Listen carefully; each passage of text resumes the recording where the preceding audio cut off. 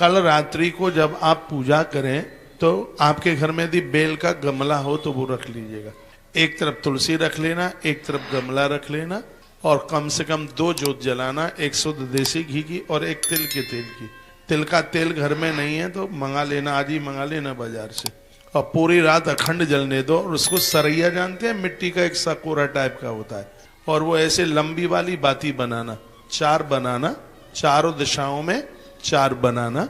उससे एक जो दक्षिण की तरफ जल रही होगी बत्ती, उससे आपके पितर प्रसन्न हो रहे होंगे, पितर बहुत ज्यादा प्रसन्न हो रहे होंगे, बहुत ज्यादा।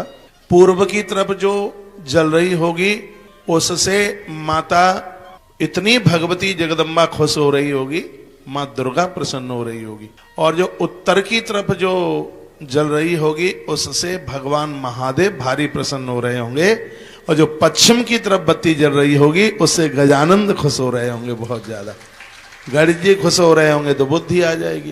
पूर्व में मैया जी खुश हो रही होंगी तो धन आ जाएगा। उत्तर में महादेव प्रसन्न हो रहे होंगे तो उम्र बढ़ जाएगी। और इधर दक्षिण में यदि पितर प्रसन्न हो रहे होंगे तो परिवार में किसी की अकाल मृत्यु नहीं होगी। इसलिए चौमुखा दिए का यही तो मतलब है। चौमुखा दिया, पूरा देश मुझे सुन पा रहा है, चौमुखा ही दिया जलाना कल रात्रि को, पूरी रात जलते रहना। मैं आपके पास दौसा में आया हूं तो मुझसे घाटा किसी को कुछ नहीं होगा, फायदा ही मिलेगा, कुछ प्रॉफिट ही होगा, कुछ लाभ ही होगा। और मुझे लगता है कि चौमुखा दिए की बात शायद आप पहली बार सुने होंगे। ये मेरे सामने ग्रंथ रखा है, पद्म पुराण, 2 खंड रखे हैं मेरे सामने, और हर रोज एक नया सा सुनाने का मन होता है। लोग इधर उधर भटक रहे हैं, सब समाधान हमारे ग्रंथों में।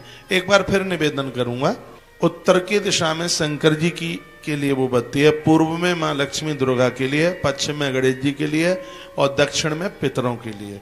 पूर्व की जो ज्योत जल रही है वो आपको संपदा देगी, उत्तर में जल रही है वो आपको आयु देगी, और पश्चिम में जो जल रही है वो आपको बुद्धि देगी, और दक्षिण में जो जल रही है वो परिवार में किसी के काल मौत नहीं होने देगी। ये चौमुखा दिया, इसलिए कल पूरा उसको सकोरे में, मिट्टी के सकोरे में उसको जल